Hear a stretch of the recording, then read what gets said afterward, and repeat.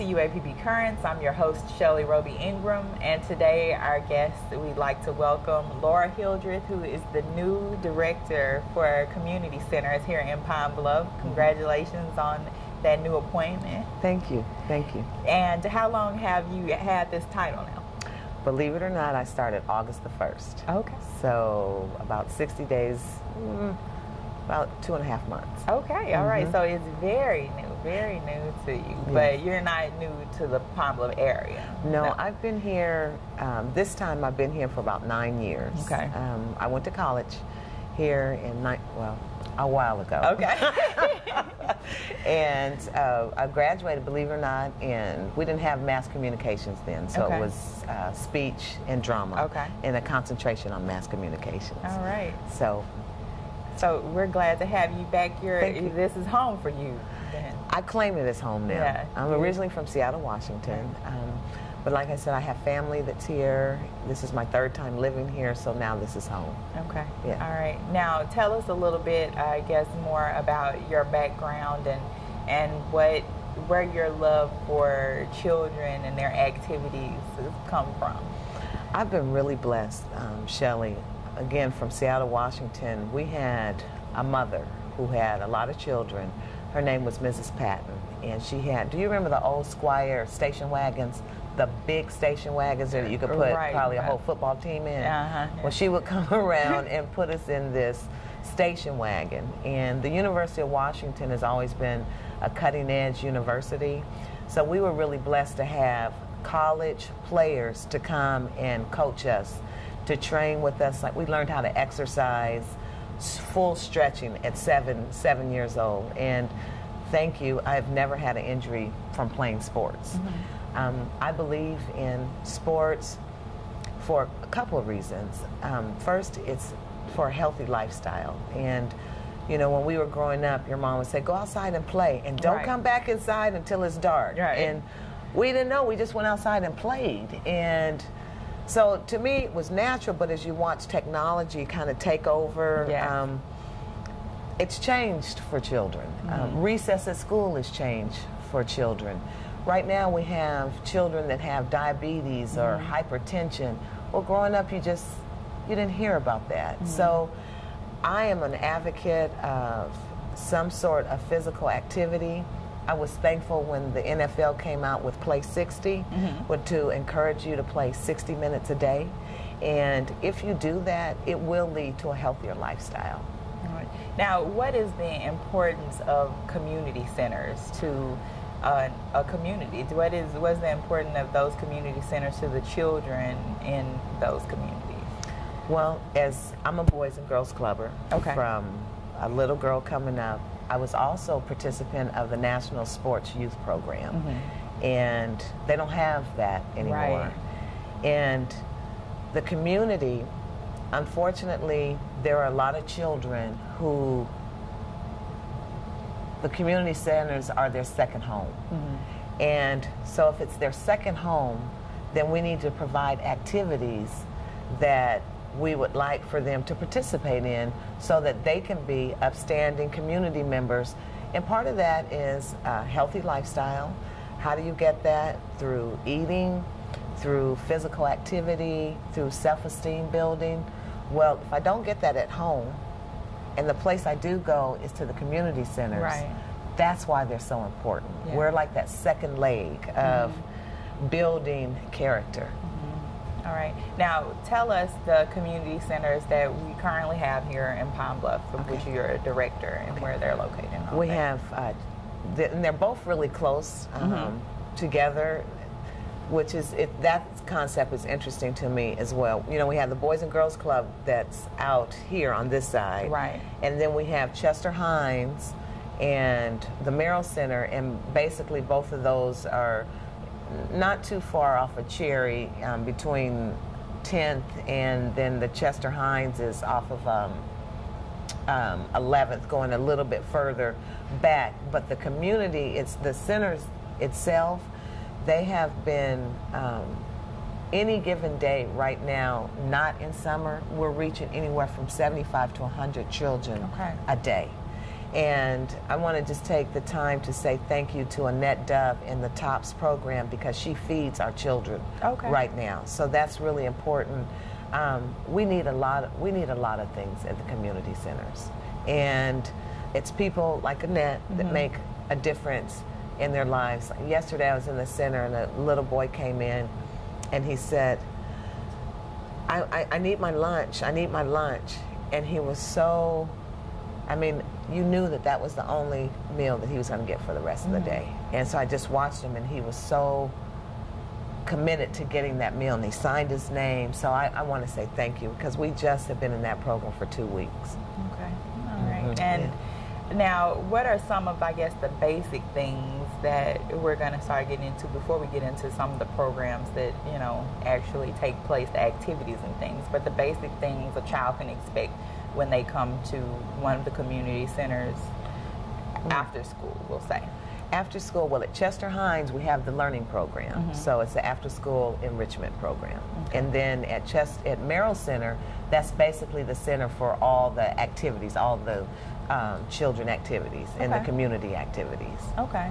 Now, there are also things that take place during the day at the Chester Hines Center? Right. That's the David Vaughn Head Start program, but that doesn't have anything to do with the community service program. Community center program. Right. We just house the program in the building. Okay. All right. Yes. Now, you said that organizations like Ms. Dove's TOPS program helps with the feeding, and so I'm sure that's something that, you know, other organizations can do as well. Yes. Help you with things. So before we go to break, what's a rundown of just a couple of things that off the top of your head that on your quick short wish list for things? Woo! We need a lot of equipment. Yeah, I'll just say that we need a lot of equipment. We just started the boxing program today. Steve Ladd has been wonderful. He's a coach. He's coming to assist us. We're starting a community garden. We need all gardening equipment. I want to talk a little bit about the programs, because we need a lot of stuff with it. But right now we need donations, I'll say, for equipment, and we need people to volunteer for programming. Okay, all right. And that's one of the most important things, volunteers. I know you need the bodies to get in there to help with 75 to 100 kids a day. So when we come back from break, then we're going to go ahead and get into detail about those programs, because I know you're excited about them, and I'm excited about all the different things that you're bringing to the youth of this community. Thank you. Thanks, I appreciate you. We'll be right back on UAPB Current. Listen, I know you're upset, but it was just one date. And dating's like the stock market. There's ups and downs and ups and so always buy low. You don't have to be perfect to be a perfect parent. There are thousands of teens in foster care who would love to put up with you. So here are the keys. Congratulations, it's officially yours. I'm sure you'll have many happy years here. Except for you, because you'll be gone 3 years from now, struck down by the same disease that got your father. So you won't be around for them. And sadly, it could have been detected early with a simple test, but you didn't have it. Okay, who wants to check out the backyard? For a list of tests every man should have, go to ahrq.gov. To be a good father is the most important job in a man's life, but it doesn't have to be hard. Play catch. Go to a park or visit a zoo. Help your child with their homework. Sit down together for dinner. Ask them how their day was. Things get busy, and sometimes we all fall short. But the smallest moments can have the biggest impact on a child's life. Take time to be a dad today.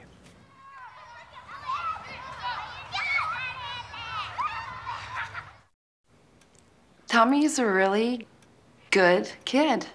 He's really helpful around the house. He loves to play with his friends.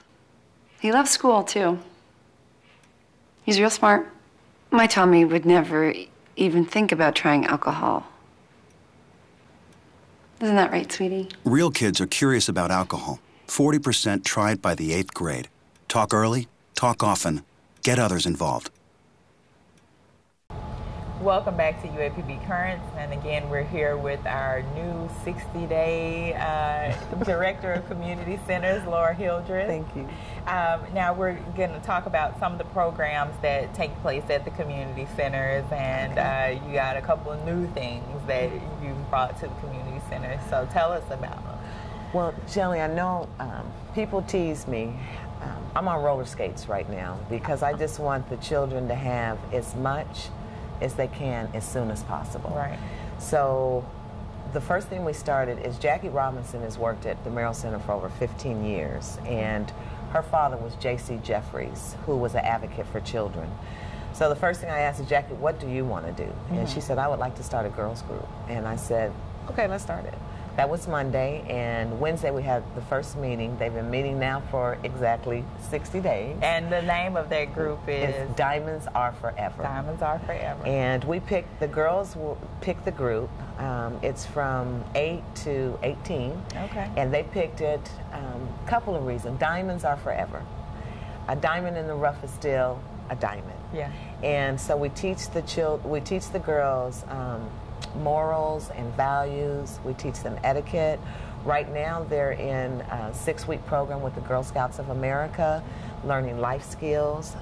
And I want to say thank you to the Girl Scouts of America, because that's another volunteer that is coming to the center and just teaching the girls all sorts of things. They just had a tea party on Monday, and they had to drink their tea with their finger up, and the girls were excited. They had to dress up, and really excited about that. So what we're asking is next year we want to take them to Memphis, and in 3 years we want to do something that is so prolific.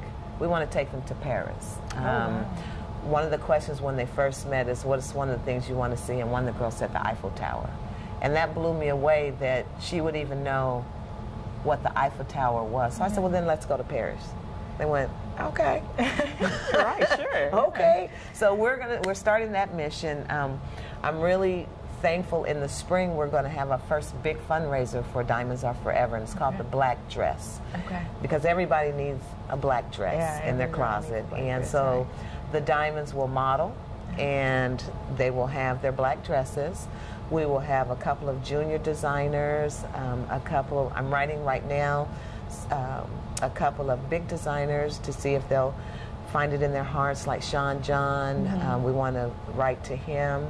We also want to write to Chanel, because she kind of started fashion back in the day. And so hopefully we'll get them, and I'll have more information about that. We're going to do it in women's. Right, and we're definitely going to have you come back on and talk about that. Yeah, we're really excited. Awesome.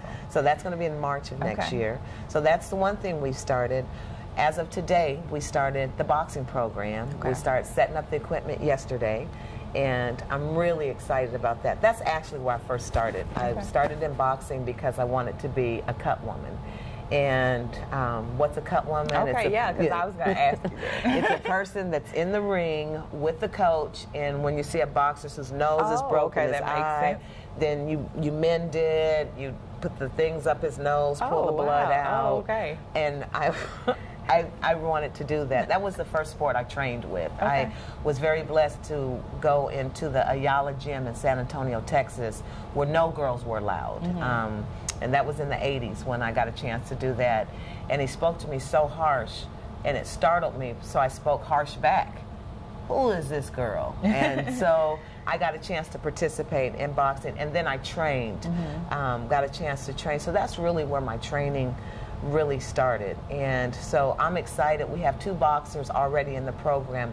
Quincy Means, and I don't know Mason's last name, but both of them have the potential to be $1-million babies. And they were fighting here at the Merrill Center, and the club closed. Right before Quincy was going to have his main fight. So I saw Quincy, I'll show you how fast this works. I saw Quincy last Tuesday at the center and looked at his article in the paper. I asked him, what are you doing now, Quincy? He said, Coach, nothing. Jermaine Taylor has lost a brother, and so he's closed his camp down for indefinite. And so what are you doing? He's nothing. So I went home that night and I said, Lord, I got to start the boxing program. The next day, the ex-coach came into the office and said, hey, I'd like to start the boxing program. I said, well, when can we start it? And so again, it starts today. Yesterday they were out in the back sparring. So I'd like to invite you to come to our program. I'm really excited. We'll take from 8 to 18. It's open. Boys and girls. Boys and girls. It's open to the community. And it looks like we'll have our first bout in Pine Bluff, Arkansas, May 19th, 2012. Okay. So I'm really excited about that. We have a community garden. As a matter of fact, as we speak, our compost bins are being built right now at the Merrill Center. And there's a saying that I know that you remember: if I teach you to fish, you eat for a day. Right. No, if I give you a fish, you eat for a day. I teach you to fish, you eat for a lifetime. Right. So that's kind of my concept there. We're getting into a time, people used to laugh. Like I said, I'm from Seattle, and we couldn't garden in Seattle.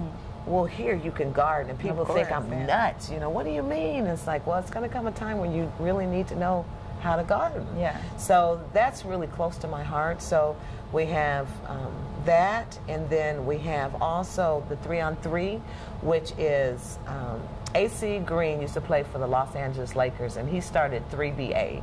And 3BA, we're going to take our concept and do 3-on-3, and what it is you play 3 men full court. Okay. Okay, so people that want to get their run on, they still want to be ballers and play basketball. So we're starting that. That's from 8 to 18 for boys and girls. Okay. And so we have that going. We're going to start soccer in the spring for boys and girls. Great. So we have that. And then the big thing, we're going to start kickball. We're going to start a kickball league. Yay. Old-fashioned kickball. Old-time 6th grade kickball tournament. There you go. And what I want to do is I want to encourage the community for, let's have a kid-parent kickball team, you know? So then I get to come out and play with my kids, you know? And it's okay to come out and to play, you know? So I'm really excited about, all of this. And so those are some of the things that we're starting now. Love to have a computer lab. Would love to have the boys group.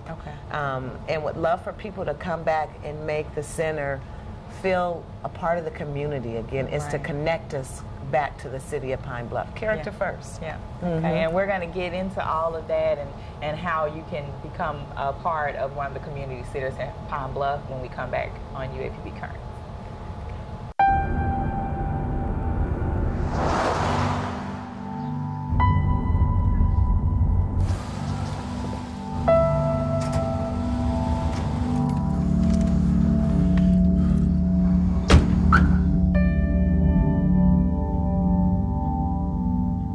Talking to your kids about finishing school isn't easy, just necessary. Call 866-STUDIA or go to boostup.org for materials that can help.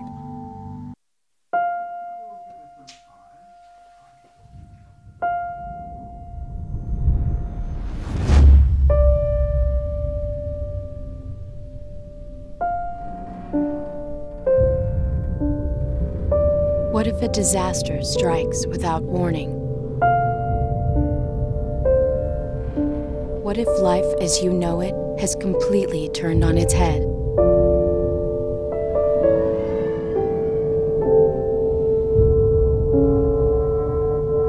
What if everything familiar becomes anything but?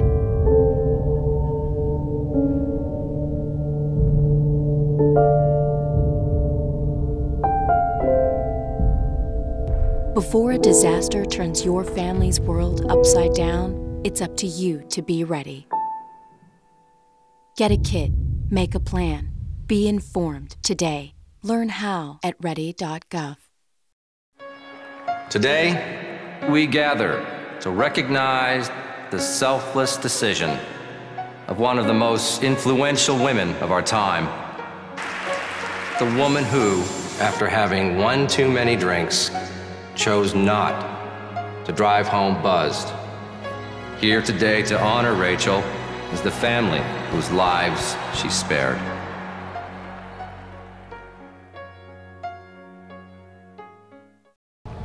Welcome back to UAPB Currents, and again we're here with Laura Hildreth, who is the new director of community centers here in Pine Bluff. And these segments have went by so fast because there's so much going on, and it's great for the children in this community as well as the parents, because the community centers are offering opportunities for their children to be a part of events and activities that are taking them off of the streets. There's, so much talk about our youth today and how, they get into trouble and all, they wander in the streets with nothing to do. Right. Here's an opportunity where we're giving them something to do. And that's exactly what you just said.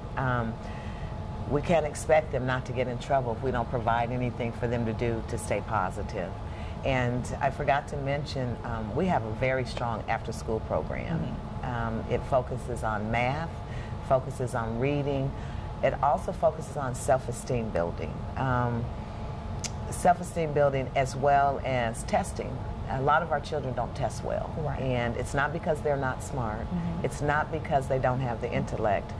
What it is sometimes we don't have the best processing for taking tests. So we're focusing on that. And then the other thing is, if you feel good, if I tell you you're smart and you start believing and knowing you're smart, guess what? You're smart. And that's what I love about children. They're like sponges, and if you give them positive stuff, like they know as a coach, I always tell all my athletes, and if you go up to any of them, they will tell you, I have a thing that said, winners never quit and quitters never win. I have a thing that says, if you stay ready, you don't have to get ready. And then refuse to lose. So if we stay with those three things, then I think that a child will be okay because their self-esteem is strong enough to deal with the struggles of today's. It's tough. It's tough for parents. It's tough for kids. It's just tough in America right now. It's tough in the world. So if you give a child an outlet, then it kind of helps them because they don't know how to process right now. So this is giving them an avenue to say, okay, let me just have some physical activity. I'm moving I have all this stuff and I don't know how to say it because I'm a kid, so that's what we do. And then I forgot to tell you, is we're going to start a flag football program, and it's for boys and girls, and I'm really excited about that one. I used to play when I was a girl and in Seattle, and I knew, we talked about it on break, but I knew I didn't want to be a football player either, just because the contact was just a little bit too much for me. But the flag football part was okay. That's okay. Yeah, that's okay. That works. So I'm really excited about that. And I've said all these programs that we want to start and that we are starting, but we cannot start those programs, Shelley, without volunteers. Right. We need volunteers. We need volunteers. We need coaches. We need coaches for every single sport. Every single sport I mentioned, we need coaches. The kids in the center, they have to see people. So you can just come in and just smile. We have a guy that comes in, he's a volunteer, and even when I see him, it makes me smile. He just comes in every day, pretty much after work. His job is so stressful. He's an orthopedic surgeon, surgical nurse. And he just comes in and he smiles at the kids, and he keeps the confusion down, and so if they're playing basketball, it doesn't get out of hand. And so it's people like that that come in and they make a difference. Right, because it means a lot to a child to know that someone is invested in what they're doing for no reason. They're not their parent or their family member or their teacher, They're just someone who's invested in their future because, this is our community. And that's what I tell the kids. We have a joke in the center that you guys are all my kids of another mother. So we had one kid, he got kicked off of a football team Tuesday. And so I said, I didn't get a chance to see him. Well, I saw him yesterday. And guess what? He's going to be a part of the boxing program today. Good. So we didn't lose him. Good. And that's why the center is so in program. All of these activities, they're free. Right. Okay, we know times are tough, but they still have to have a place to come and play. Yeah. So what we need the volunteers. We need donations. If you don't want to give money, we need your time. If you don't want to give time, we need equipment. We need jump ropes. We need basketballs. We need footballs. We need kickballs. I would love to have a We Fit. They have a system out there that you can teach We Fit to 24 kids at a time. Okay. I would love to have a couple of those. You know, they have to have the interaction, the technology. Well, I don't mind doing that. I have twin boys. We play Tony Hawk on the skateboard. You know, we bowl. We do all kind of stuff. So I'm supportive of technology, and that's still physical activity. I don't care how you get it. I just want you to get it. Right.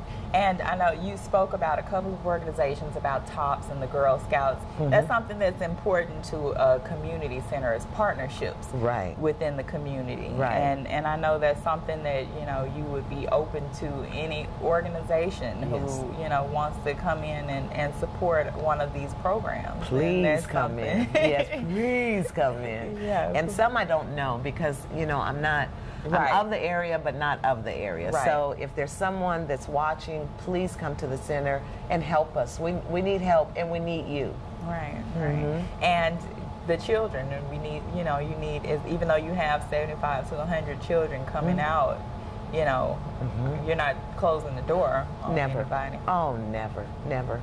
Come to the Merrill Center, come to Chester Hines. And again, my goal is that we have activities for everybody. Like you said, the children, the parents, the community. Right. Make it a community center. Right. And I know we're about out of time, so we'll just touch on this real quickly. How excited are you about the multi-purpose center? Oh my goodness, it's gonna be a fabulous. It's a $14.5 million facility, and hopefully we'll be breaking ground in probably about 3 years on it. Okay. And it's right on Cherry Street, so it's centrally located for everybody.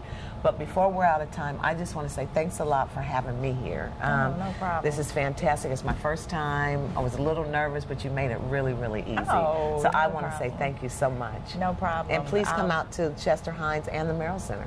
We are. We're going to come out, and I'm so looking forward to the event with the girls in March and everything or whatever, and however we can be of a help to you guys, you know. Okay, sure. Let Thank us you. know and what we can do. Are you sure? Yeah. Okay. I said it on camera a little bit, Okay. so I guess I can't get out of that one. And I encourage our students here on campus, please get involved. Your majors are, you know, encompass so many areas. Right. There's something that you can do at these community centers, because right now, while you're here at UAPB, this is your community. This is your community. That's so right. Thank you so much, Laura. Thank you. Thank you for the programs that you've started here and that you're going to continue, and the community is going to keep up with you. Thank you. They're going to keep up I with appreciate you. that. I appreciate it. Thank you, and we'll see you next time on UAPB Current.